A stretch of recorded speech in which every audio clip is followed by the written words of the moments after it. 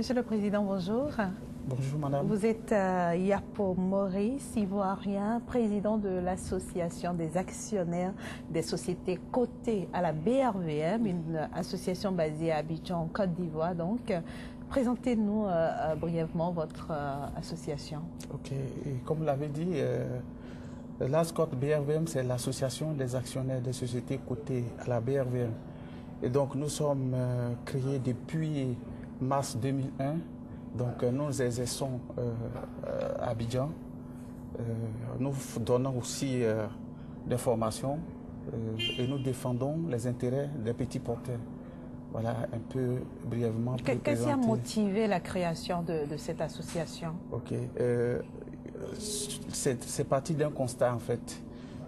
Quand nous allons aux AG, nous avons, avant même les AG, nous avons des difficultés pour avoir les documents financiers pour pouvoir étudier l'Assemblée générale. Et donc, en plus de cela aussi, il y a des problèmes qui se posent au niveau des AG. Et donc, on a dit, il faut qu'on se mette ensemble pour pouvoir défendre les intérêts de notre association.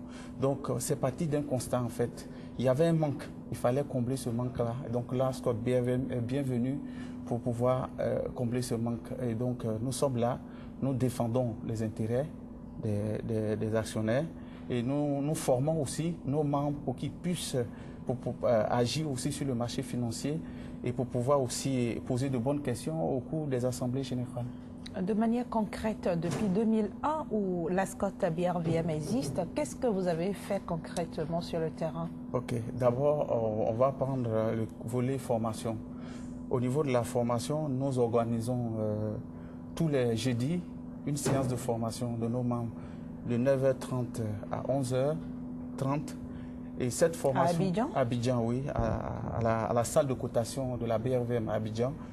Et donc, nous essayons d'apprendre à lire le BOC, c'est-à-dire le bulletin officiel de la cote, à nos membres, parce que, comme je l'avais dit, on est parti d'un constat. Vous posez, il y a des gens qui sont devenus actionnaires par accident, parce que le gestionnaire les appelle pour leur faire des propositions, on dit, bon, on vous achète des actions, mais souvent, ils ne savent même pas comment il faut gérer leur propre portefeuille. Ouais. Donc, on dit, il y a quelque chose à faire sur ce plan-là.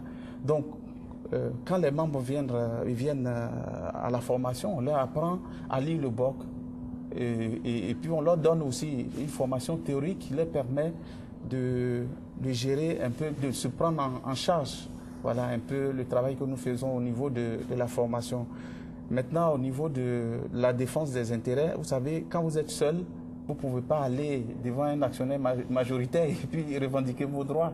Mais quand vous êtes ensemble, vous voyez plus de poids. Ouais, on a plus de poids et quand il y a un dysfonctionnement, ensemble, vous pouvez quand même demander des choses et obtenir. Même si vous êtes minoritaire, au départ, peut-être qu'on ne va pas vous entendre, mais avec le temps, à force de revenir sur les choses, je crois que l'actionnaire majoritaire va prendre conscience de la situation et essayer quand même d'améliorer les choses. Voilà. Et comment est-ce que vous avez pu vous imposer sur le marché ivoirien? Ok, c'est le travail que nous faisons sur le terrain. On participe aux AG et quand vous allez aux AG, on pose de bonnes questions.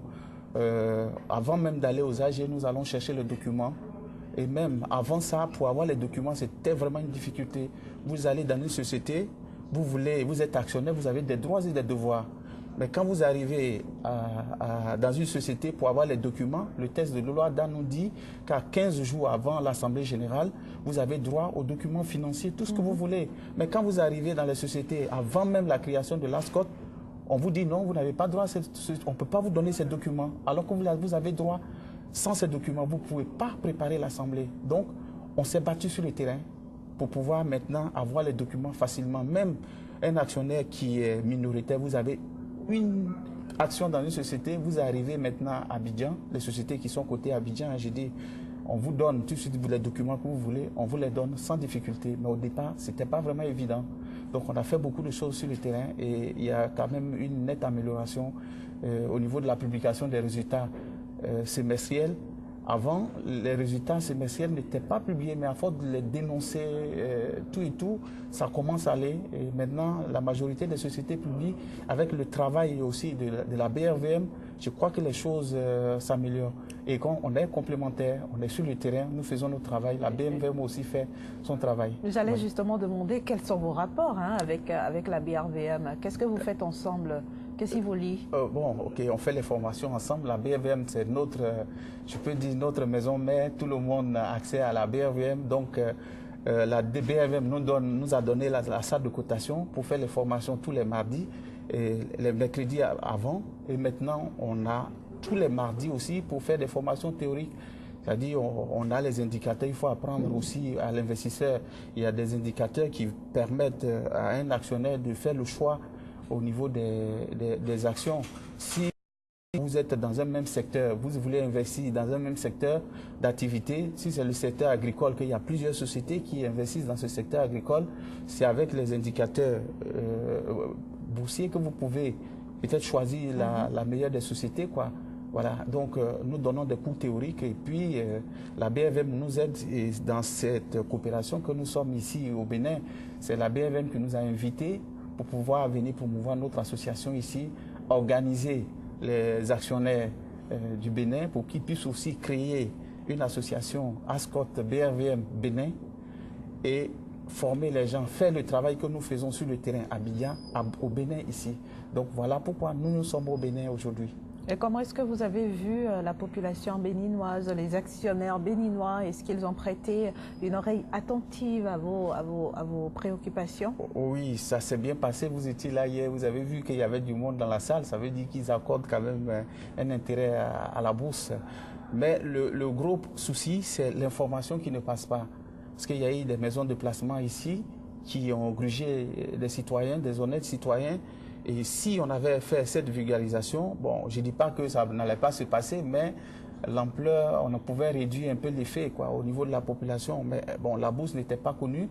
Et il y a des gens même qui nous disaient, bon, si on avait su ça au départ, c'était bien. Mais bon, ce n'est jamais tard de bien faire, quoi. Donc, c'est sûr que le travail que nous sommes en train de faire, il y a des gens qui sont venus, ils se sont intéressés et on a pris contact avec des actionnaires du Bénin ici. Ils vont s'organiser et l'ASCOT est prête pour revenir au Bénin pour pouvoir installer le bureau du Bénin. Voilà. Justement, cela fait 14 ans que vous existez maintenant à Abidjan. Comment est-ce que ça se fait que dans la région UEMOA, vous êtes toute seule? Bon, c'est ça aussi le gros problème. Vous savez, on a des problèmes de moyens. Pour se déplacer, venir au Bénin ici, c'est aussi compliqué pour nous autres petits investisseurs parce qu'on n'a pas de soutien. Et nous sommes des investisseurs individuels et nous sommes regroupés en association, mais nous n'avons pas assez de moyens pour pouvoir se déplacer dans toute la sous-région pour installer des bureaux. Mais comme maintenant la BRVM a pris la décision de nous appuyer, donc on est prêt maintenant, on a fini le Bénin et la prochaine étape, ça va être le Mali. Et ainsi de suite, dans tout le programme de la BRVM, le directeur général de la BRVM nous a promis de nous intégrer dans leur programme de journées boursières qu'ils vont faire dans toute la sous-région pour que l'ASCOT puisse aussi installer de façon progressive les bureaux nationaux. Voilà. Après le Bénin, ce sera quel pays? Le Mali. Voilà, donc le Mali, c'est prévu pour le 8 avril. On espère que les choses vont se passer bien, qu'on sera là-bas pour pouvoir sensibiliser aussi les actionnaires du Mali. Pour revenir à l'ASCOT BRVM basée à Abidjan, qui sont ceux qui sont membres? Comme on le dit, c'est les petits porteurs. Les petits porteurs, c'est les actionnaires. Qu'est-ce que vous entendez par petits porteurs? C'est par rapport à l'actionnaire majoritaire.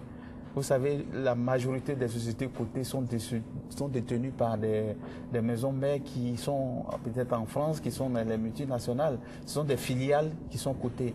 Donc, la société mère a plus de 50%. Donc, évidemment, si vous avez plus, vous êtes majoritaire, les autres sont petits. Donc, voilà. Et puis, bon, à la création même de la BRVM, les États ont décidé de mettre seulement que 20% des actions dans le public. Donc, la majorité des filiales ont 80%. Voilà. Donc vous voyez qu'on est, c'est pourquoi que nous disons petits porteurs, mais parmi les petits, il y en a aussi de gros. Voilà. De gros et de lourds. Voilà. Donc, vous avez commencé vos actions par le Bénin. C'est quand même un peu paradoxal, le Bénin où il n'y a qu'une seule société qui soit à côté à la BRVM. Comment est-ce que cela s'explique? Bon, ça c'est le programme de la BRVM. Nous n'avons pas. La BRVM nous a invités à venir côtoyer un peu les actionnaires du Bénin. Donc nous suivons le programme de la BRVM. Mais il faut reconnaître que le Bénin a une bonne culture boursière parce il faut regarder au niveau des SGI. Le directeur l'a dit, ils occupent la deuxième place au niveau du marché financier. Et donc, nous avons 4 SGI voilà, à 4 Cotonou. SGI à Cotonou, ça veut dire que les gens sont déjà dedans, donc ce n'est pas fait au hasard. Voilà. Alors les perspectives de l'ASCOT BRVM? Ce que nous voulons, c'est que dans chaque pays, il y ait une ASCOT qui travaille sur le terrain pour qu'il y ait une bonne vulgarisation de l'activité boursière. C'est vrai, on gagne de l'argent dedans, mais on perd de l'argent aussi. Donc il faut donner toutes les informations à la population pour que les gens puissent venir. Donc il n'y a pas de risque zéro. Ça, il faut pas rêver. Il faut pouvoir choisir les bonnes actions. Et c'est pour ça que la formation est vraiment la bienvenue. Est-ce qu'en dehors de la zone UMOA, l'ASCOT a des rapports avec d'autres bourses sur le continent? Non, pour le moment non. Et c'est ce que le directeur de la BRVM a dit, qu'il faut qu'on essaie de côtoyer aussi les autres bourses, comme la bourse du Nigeria. Parce que vous avez à gagner de leurs expériences aussi. La bourse du Nigeria, du Maroc. Et il a promis de nous intégrer dans leur mission pour que nous puissions se frotter à ces gens-là et profiter aussi de leurs expériences. Voilà. Alors pour conclure cet entretien, oui. Monsieur Yapo? Oui, j'invite vraiment à la population à s'intéresser à la bourse. C'est vraiment un canal où on peut gagner de l'argent. Il faut pas... Ouais, on gagne de l'argent, ça je vous assure, parce que quand vous voyez par exemple au niveau où vous investissez et vous savez choisir vos actions, vous avez peut-être en moyenne, vous avez en moyenne 4 à 6% de rendement.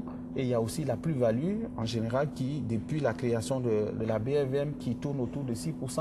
Donc, combiner les deux, ça vous fait 12% dans l'année. C'est mieux qu'un compte en banque. Voilà, vous voyez où on vous donne 3,5%. Voilà, donc, mais il faut être formé pour ne pas vraiment perdre son argent. Et c'est ce que nous faisons. Et l'ASCOT encourage vraiment les gens à s'intéresser à la bourse. Il y a des gens qui vivent seulement que de ça. Voilà, j'en connais aussi à Abidjan. Moi-même qui suis en face de vous ici. Qui ne vivent que de ça. J'ai fait d'autres activités, mais quand même, j'ai vraiment profité de la bourse. Je ne peux pas vous le cacher. Il faut que les gens viennent. Voilà, parce que c'est vraiment un bon canal. Merci beaucoup, Monsieur Maurice Yapo. Je rappelle que vous êtes le président de l'ASCOT BRVM, Association des actionnaires des sociétés cotées à la BRVM, la Bourse régionale des valeurs mobilières. Merci d'avoir été sur SICA TV. C'est moi qui vous remercie, madame. Merci. Merci.